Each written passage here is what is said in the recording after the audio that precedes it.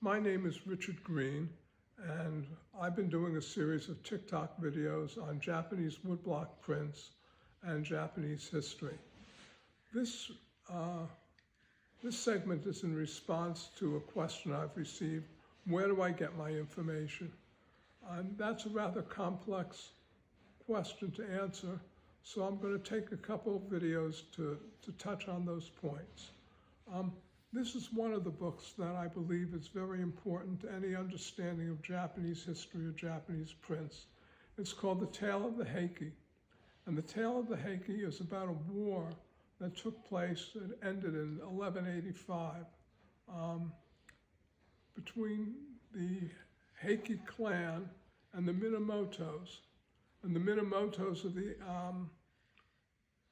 the eventual victors, and they end up controlling the succession to the imperial throne, who gets to be emperor.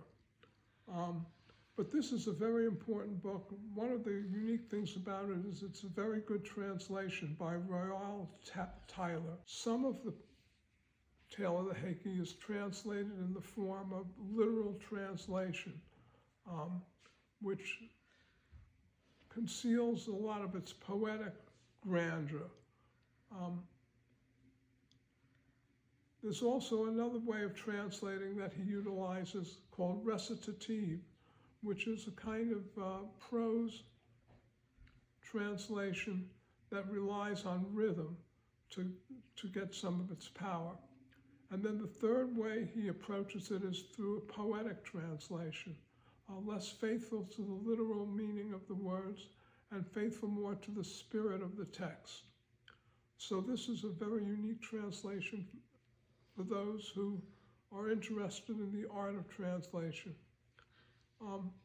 Everybody in Japan knows this book.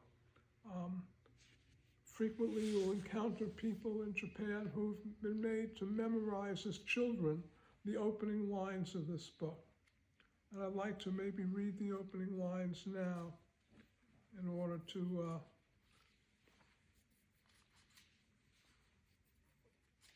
give you some idea. The Jetvana temple bells ring the passing of all things. Twin sal trees white in full flower declare the great man's certain fall. The arrogant do not long endure. They are like a dream one night in spring. The bold and brave perish in the end. They are as dust before the wind. A Japanese person would learn to memorize this passage in the way that we would be told in high school to memorize a passage from Shakespeare or the opening of the book of Genesis, something that is representative of the grandeur of Western literature. That's what this book represents. One of the things the book of the Hakey contains is stories of the great warrior Yoshitoshi, who was the King Arthur of Japan, in the sense that in our Western literature, King Arthur was both a mythological character and he actually lived. He's a historical character as well. Well, Yoshitoshi is the same way. He's a historical character who really lived, but about whom many myths were made. If you're going to read anything in Japanese literature to give you a feel for the culture of Japan, and will also supply you with a lot of the stories that are reflected in the Japanese woodblock prints, this would be where to start. Royal Tyler has also made a translation of the Tale of Genji, which is more famous than the Tale of the Hakey.